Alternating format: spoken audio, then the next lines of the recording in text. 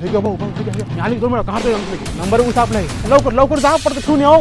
मी आली ऊस काढतो आणखी काढतो ऊस मस्त गोड पाणी बी लिहायचं मध्ये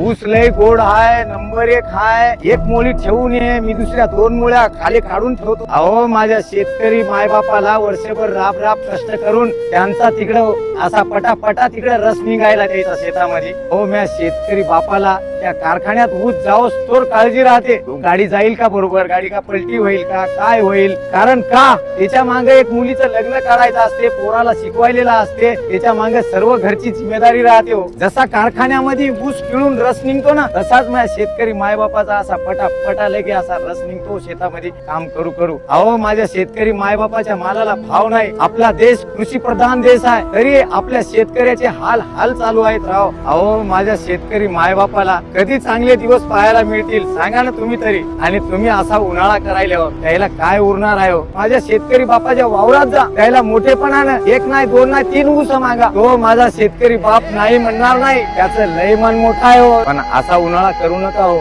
समजेच जण उन्हाळा करायले मालाला भाव नाही काहीच नाही सर्वच जण अन्याय करायले शेतकऱ्यावर तर शेतकऱ्यानं कसं जगायचं हो सांगा ना असं नका करू ना मोदी साहेब डबल काम ऊस घेणार नाही काही नाही जय हिंद सर जय हिंद.